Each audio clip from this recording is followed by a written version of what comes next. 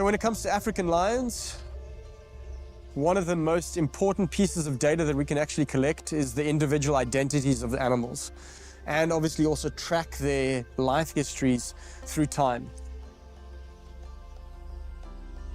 My name is Dr. Alexander Braczkowski. I'm a big cat biologist and wildlife filmmaker.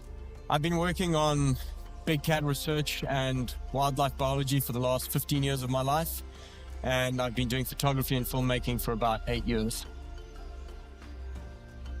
The lion population that my team and I work on is located in Western Uganda in a place called the Queen Elizabeth National Park.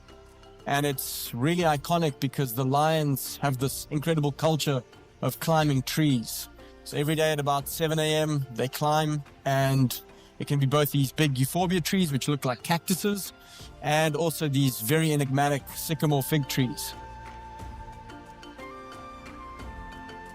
So a lot of our work is really centered around finding new lions. And we use the drones to not only detect new individuals, but also document their behavior and specifically their hunting sequences at night. One of the biggest challenges that we've had is, we haven't been able to follow these lions. So my team eventually resorted to using aerial photography, and we relied very much on DJI support. So that's really where the Matrix 300 and 350 have opened up a world of possibilities with the H30T, just in terms of being able to see, follow, and document the behavior of the lions at night. So the difference between the H20T and the H30T is the resolution. We're looking at about a 4 times resolution improvement, which means that we can pull the drone away from the animals, so not disturb them during any of the hunting sequences or when we're following them.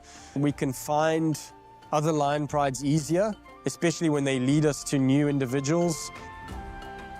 Having a night vision camera for our team to follow lion means that we can get unparalleled access to different lion prides that we would have probably missed in the daytime.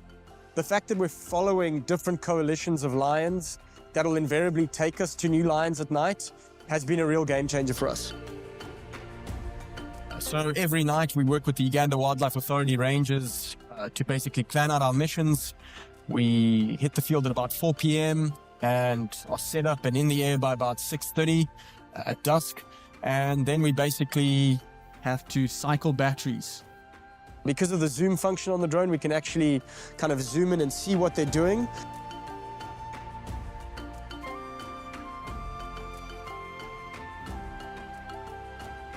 I'd say the biggest single feature of bringing drones into our workspace has been the fact that we can finally film, follow, and sequence elements of lion behavior that would not have been possible using traditional methods like either following them on foot or even in a vehicle. This camera technology is an immensely powerful tool for us to get a better handle of populations of charismatic and threatened animals on the ground, not only for research teams, but also for security teams. I think that's something that's it's almost priceless for where we find ourselves in the conservation situation in Uganda.